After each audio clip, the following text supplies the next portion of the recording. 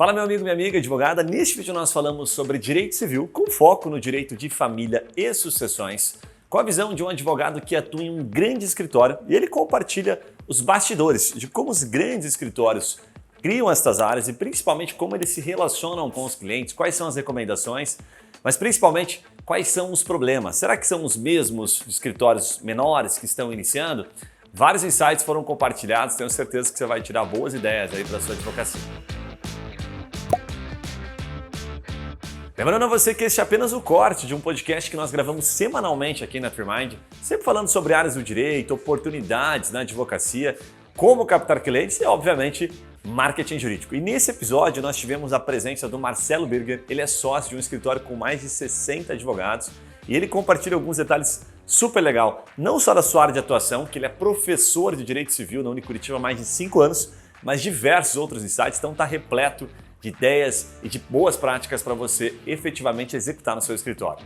Deixa eu dar uma pivotada aqui, esse assunto é bem convidativo, depois a gente parte, te traz mais alguns pontos aqui, mas não dá para deixar de aproveitar de falar um pouquinho sobre a sua principal área, né? Você como professor de Direito Civil e um baita especialista, não só em família e sucessões e outras áreas, mas é uma das suas principais, né? Eu queria começar a te fazer uma pergunta bem, talvez um pouco lúdica aqui, né? Se você tivesse que convencer um advogado novo, que é muito advogado, acredite, Marcelo, você deve acreditar nisso porque você está na faculdade o tempo todo, ele sai da faculdade sem saber onde eles vão atuar. Tanto que uma das pesquisas mais comuns do YouTube, a gente aparece com vários vídeos, é áreas do direito para atuar. Tem assim algumas variações, áreas do direito para atuar, áreas do direito menos exploradas, áreas do direito que mais ganham, desta forma eles pesquisam, né? Então, você como um especialista em direito de família, pediria para você, se tivesse que convencer um advogado novo hoje, atuado no direito de família, o que você diria para ele? Quais são os prós e contras? Para que ele tem que se preparar que ele não sabe? É um desafio trabalhar no direito de família, né? Isso, e não falo por ser a minha área. Primeiro porque você com o trabalho do direito para a família não é alguém que está trabalhando para, por exemplo, uma empresa em que é um funcionário da empresa que vai ter um contato com você para analisar um processo e no final do dia o problema da empresa não é dele. Não, os problemas são sempre da pessoa. Sim. E problema de famílias é sempre algo muito relevante para a pessoa, né? Que tira o sono, né? Não é uma questão de dinheiro, uma questão de patrimônio, que claro, dinheiro e patrimônio são relevantes, mas não se compara a um filho. Ou na área de sucessão, dinheiro é relevante, tributário é relevante, eu quero pagar menos. Mas imagine a sucessão, que é o patrimônio de gerações da sua família que vem de uma vez. Dificilmente alguém ganha durante a vida inteira mais do que herdou, né? Pelo menos das classes econômicas mais favorecidas. Então, de fato, esse é um primeiro ponto que tem que ter um diferencial, porque você tem que saber trabalhar com pessoas. E a maior dificuldade, sem sombra de dúvida. De outro lado, essa maior dificuldade também traz um ponto muito legal, né? Que talvez, enquanto os outros advogados sejam alguém que vai resolver o seu problema ou um prestador de serviço, o advogado de família e sucessão acaba se aproximando muito mais do cliente, né? O vínculo de confiança que se cria é muito maior. Por isso, Sim. não raro a gente começa entendendo uma demanda da família e se torna o jurídico interno ou em quem ele confia para perguntar questões da empresa e no final do dia você acaba sendo ali não vou dizer o mentor, mas a pessoa efetivamente em quem aquela pessoa confia para todas as questões jurídicas. E aí não só suas pessoais, mas também da atividade negocial. Cara, eu já levei até puxão de orelha do advogado. Eu já passei por uma causa, né, de alimentos, assim, de pensão, quando eu tinha que regularizar, basicamente, não tinha nenhuma briga, mas tinha todo fim de relacionamento já era um certo trauma, né? E aí na época eu era muito novo, tinha 22 anos, 23, não, um pouquinho mais, uns 25. E aí o advogado, inclusive é o Felipe da Voz Geral Equina, não sei se você conhece, mas muito bom, ele falava assim, Guilherme, isso aqui eu não vou fazer. Mas ele já tinha criado uma intimidade a ponto de ele falar assim, não vou fazer por causa disso, isso aqui, porque não é certo, porque não é justo. Então ele já não estava mais numa posição de advogado, estava numa posição de advogado, amigo, conselheiro. E aí ele me fazia refletir, assim, eu falava, faz sentido, me colocava numa saia justa. Ele falava, você pensou nisso, naquilo? Então é muito legal isso que você falou, de fato, acho que é uma das áreas que mais se conecta emocionalmente, né? Faz muito sentido. Agora, o que você diria, assim, que são as desvantagens da área? Tipo assim, cara, isso aqui é comum, principalmente para quem está começando, assim, as desvantagens da área do direito de família. A grande desvantagem que eu vejo é que eu não consigo entender a razão, mas existe um preconceito social e mesmo jurídico muito grande com a área de direito de família, né? Parece que é aquela que, assim, se você não sabe fazer nada, vai fazer direito de família ou qualquer um faz direito de família. Boa. E é um senso comum, isso tem que ser reconhecido, mas é um senso comum absolutamente equivocado, né? Porque qualquer coisa, não só dentro do direito, que eu faça sem ter expertise, ou que eu faça sem ter experiência, ou enfim, qualquer um faz, não é bem feito. Sim. E aí você vai arcar com o custo disso, de ter efetivamente um trabalho que não foi bem feito. De outro lado, para além dessa dificuldade desse preconceito, o cliente demanda muito mais de você, do que me parece, do que das outras áreas. Porque como o emocional aflora muito mais que as outras questões, ele é convicto de que ele está certo. Então qualquer decisão contrária é muito mais dolorosa para ele do que se for uma questão patrimonial, por exemplo, que não seja tão íntima ou tão relevante. Peraí, deixa eu ver se eu entendi, então. Como a decisão é muito mais emocional, ele acha que a decisão cabe muito mais a ele. É como se ele tivesse razão em tudo que ele está expondo. Exatamente, ele já tem uma convicção formada Mesmo de que o que o juiz que ele diga que faz não, é certo. putz, isso faz muito Exatamente, e sentido. esse juiz está errado e ou você não soube convencer o juiz ou Isso. ele comprou o juiz. Não é possível. Comprou o juiz e, assim, coisa que a gente sabe que não existe. Cara, eu tenho um tio muito teimoso, mas muito teimoso. Ele é aposentado da Petrobras, passou por uma situação agora recente. E ele, exatamente isso que você falou, assim, cara. Ele questionava o advogado, tanto que eu tinha indicado a um advogado amigo, que depois ele falou, cara, não dá pra atender teu tio. E ele desistiu no meio da ação, ele falou, não dá pra atender. Porque assim, o juiz decidia, ele falava, não, cara, você fez errado. E aí ele mostrava, eu falei, mas você leu a peça? Né? Daí, tipo, cara, exatamente, porque emocional muito envolvido e não conseguia ver, né? Nada além daquilo que ele estava falando. Muito bom isso. Principalmente quando já é conflito, né? Eu imagino que o amigável até seja um pouco mais fácil da pessoa conseguir realmente chegar em um consenso, os dois, mas quando gera conflito, vai bater de frente, os dois querem estar certos, Mas né? até- E aí fica o advogado no meio. Até isso é interessante, né, Juliana? Porque veja como até o perfil de trabalho do próprio advogado de família e sucessão também é diferente. Porque você pode fazer um planejamento, talvez o escritório hoje seja preponderante até o planejamento do que o contencioso, no caso de família e sucessões, mas em que de fato você trabalha junto com o teu cliente. Você mostra Sim. onde quer chegar, constrói aquilo e é um ativo que ele vê que você construiu e que deu certo, que vai evitar problema e super legal. Mas isso depende de uma estrutura ali familiar dele ou mesmo de uma compreensão que Sim. permita fazer isso, que ele queira. E às vezes o cliente não tem isso. Pelo contrário, às vezes ele tem um problema que é contencioso. Não tem como ele resolver de outra forma que não contenciosa. E aí é mais difícil, né? Porque você, Sim. além de ter que trabalhar junto, tem que também mostrar para ele que em alguns momentos você vai ter que fazer algo que parece para ele que não faz sentido. Ou que parece que é prejudicial. Mas direito, a gente sabe, o advogado hoje sabe, é muito mais um jogo mesmo, talvez, do que técnica. Direito é estratégia. Sim. E no final do dia você sabe que para chegar daqui 2 anos num acórdão favorável, você sabe o que você tem que fazer lá no comecinho. E para explicar para o cliente. Então, assim, de fato tem que ser uma relação de confiança que no consultivo é muito mais tranquila, porque já começa como confiança, mas no contencioso tem que se construir. E a dificuldade é exatamente essa, construir uma relação de confiança. Bem legal. Me lembrou um ponto aqui que eu lembro na época em que a gente colocava vários pontos, assim, né? O advogado colocava vários pontos para que a gente pudesse ter margem de negociação, que é bem estratégia que você falava. Você falou, cara, vamos colocar mais coisas, para no final a gente não vai ceder todas elas, mas vamos usar isso como carta para pedir algumas outras em troca. Então eu tinha que colocar, falei, o que você está disposto a ceder? Daí, puta merda, aí, mano, não queria ceder nada, aí ao mesmo tempo queria tudo, né? E aí eu fui descobrindo, fui entendendo. Eles falaram, não, isso Que é faz parte do normal, jogo. né? Vai ter que ceder, né? O que você acha que a outra parte, né, teria interesse e tal.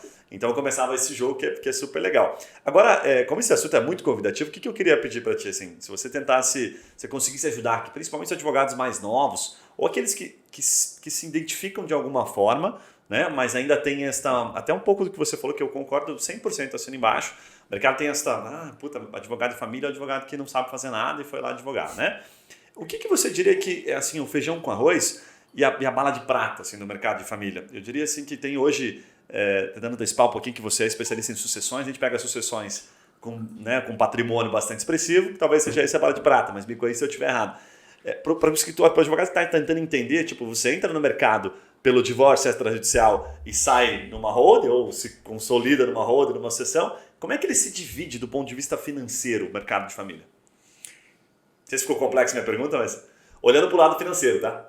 Não, pelo lado financeiro, eu acho que como qualquer ramo do direito, tem as grandes ações e as ações menores, né? Então, de fato, como você acaba construindo uma relação muito mais próxima de confiança com o seu cliente, pode ser que você pegue uma ação de guarda, que é muito pouco interessante financeiramente, porque não tem um valor agregado, é difícil você efetivamente monetarizar esse serviço, mas é uma prestação de serviço, então não tem como efetivamente colocar um valor assim tão substancial, mas acabe criando confiança naquele cliente que te traga para uma outra demanda com um planejamento sucessório que te dá um patrimônio maior para você trabalhar com ele, né? E aí sim você tem um referencial, pode talvez atribuir um percentual, etc.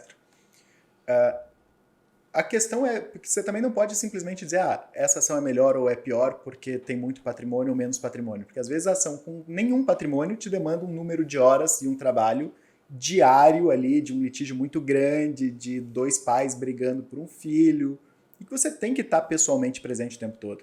Então vai te demandar muito mais do que às vezes um grande inventário, que tradicionalmente é a bala de prata, né? O sonho de todo advogado que fica... Sim. sonha em ficar rico com um inventário. Né? Acabei de ver, semana passada, a notícia do filho do Joseph Safra, que ficou fora da sucessão dele, né, de 16 bilhões, e de fato vai ajuizar uma ação para anular o testamento do pai. Então imagine o que é um anulatório de um testamento que envolve 16 bilhões. E de dólares, não de reais, né? Dólares. Meu Então, Deus do céu. Já isso tava bom se existe. fosse reais? Aí ficou pior. Existe. Quem não quer a sucessão do Gugu, né? Sim. Todos querem. Então, assim, existe mercado para tudo. Desde aquela família lá, feijão e arroz, pequeno, uma pensão alimentícia de 2 salários mínimos, e de fato é um mercado que existe, é importante. Talvez você consiga ser bem sucedido nessa área, criando confiabilidade, crescendo em número, em volume. E existe aquele direito de família e sucessões hiper especializado dos grandes patrimônios. Qual é o diferencial que eu vejo? Se você só conhecer direito de família, você consegue fazer ação de alimentos, de guarda, de divórcio. Não tem um grande problema. Mas é impossível você fazer esses grandes inventários ou trabalhar com grandes patrimônios só conhecendo direito de família e sucessão. Invariavelmente, você tem que ter uma análise tributária. Daí porque eu escolhi fazer a especialização em tributário. Porque eu preciso saber se com a estrutura que eu vou montar, qual vai ser o reflexo no final do dia. Sim. Caramba, que legal. Porque entre ter uma alíquota de imposto de transmissão de 4% e de 8% para uma grande fortuna, a diferença é tremenda. E aí que eu posso mostrar para o meu cliente que eu sou um ativo para ele. Que em vez de ele pagar 6 milhões em imposto de transmissão, ele vai pagar 4. E daí pode ser que ele me remunere feliz, porque ele está vendo um ganho efetivamente. Né? Sim. Como eu também não preciso só do tributário, mas do societário. Imagine quantas empresas familiares, e 90% das empresas brasileiras são familiares, não quebram na segunda ou terceira geração justamente por falta de uma organização interna societária, de estruturas que permitiam a atividade continuar depois do inventário. 30% passam para a segunda geração, 5% chegam na terceira. Não é por problema econômico, né? Por problema familiar. Desde o Matarazzo isso é assim e a gente sabe que acontece. E aí a dificuldade, a necessidade desse advogado que quer trabalhar nesse campo mais especializado, compreender que ele não pode ser só um advogado de família e sucessões, o que já é muita coisa, né? Sim. Mas sim entender que ele vai necessariamente ter também uma expertise em tributário e societário, pelo menos. Depois em imobiliário, no civil em geral. E vai abrir uma brecha, daqui a pouco eu vou te fazer a pergunta, por causa da reforma tributária, né? Que já está gerando bastante discussão aí do que vai acontecer. Mas enquanto você falava, eu puxei uns números aqui, só para dar uma noção para quem está interessado na área. A gente tem números aproximados, tá? Porque esses números variam, depende da fonte, né? Essa agência aqui é do BGE. Número de divórcios concedidos em primeira instância, 383 mil em 2019. Então dá para considerar aí que com a pandemia esse número deve ter aumentado um pouquinho, mas vai, 400 mil divórcios é divórcio pra caramba. Tomara que esteja até menos, né? Enfim. E aí de inventário, só para você ter uma noção, 139 mil. Então 139 mil pedidos de inventário, né? Contra divórcio, 3 vezes praticamente mais. Então já mostra um pouquinho do mercado, né? Eu vou começar, puxa, você está olhando para inventário, a necessidade de você se especializar, de você fizer um brand realmente forte para aquilo é muito maior. Já divórcio você tem com muito mais tranquilidade, né? Agora, deixa eu te fazer uma pergunta, Marcelo. Como é que é atuar num grande escritório? A pergunta seria assim, por exemplo, todo mundo sonha com inventário, né? Com inventário top, desse como você citou, de 16 bilhões. Nos grandes escritórios, e eu já vi alguns escritórios que não atuam no família, ou talvez não deixem claro isso. Eles atuam se o cliente pedir, porque não querem deixar o cliente, né, não ser atendido. Mas a política do CMT de trazer o Marcelo para atender família tem muito essa relação de, olha, nas grandes empresas os bilionários também se separam e aí entra o Marcelo, é assim que funciona? Ou essas pessoas também tendem a contratar advogados menores, advogados menos informais? A relação de grandeza delas também condiciona um escritório grande? Isso é bem curioso. A ideia, de fato, do escritório, até a minha ida ao CMT, foi exatamente por isso. A constatação inevitável de que não é porque você é empresário que você não tem família, que você não se divorcia e que as pessoas não falecem. Claro que sim. Só que a dificuldade é muito maior quando você é empresário.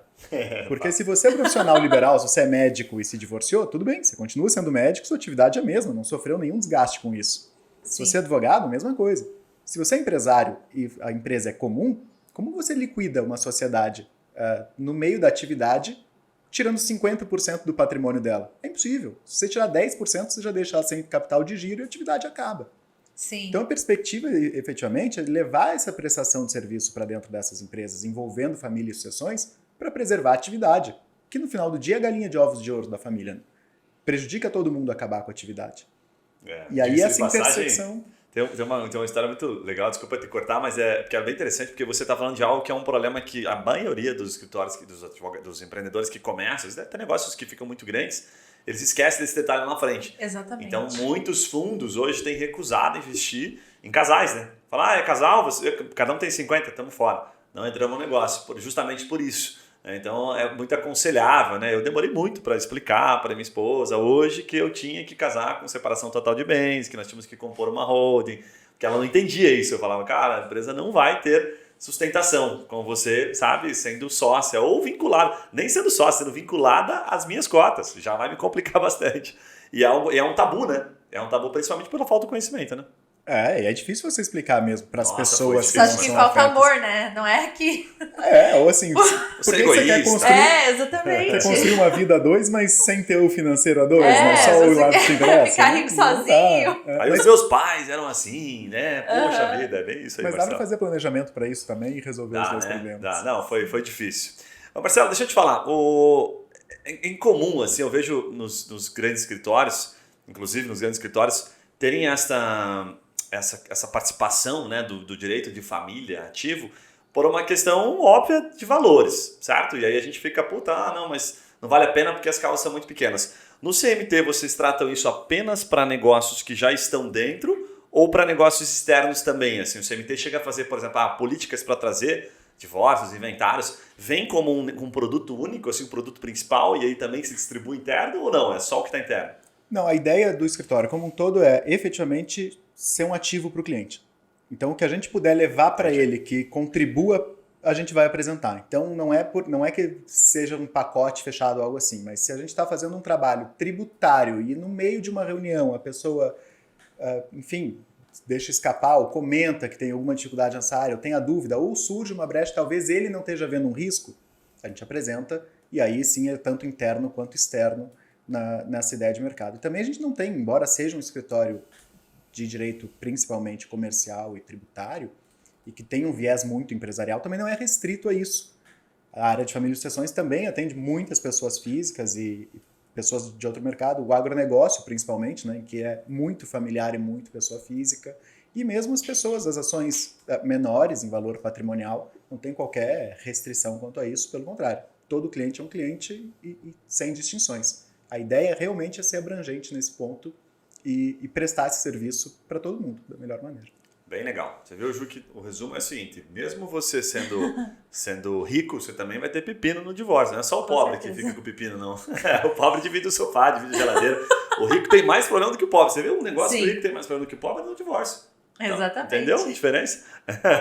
Agora, se você gostou desse corte, tenho certeza que você vai gostar de outras ideias que o Marcelo compartilha no podcast completo. Então, vou deixar o link aqui em cima para você.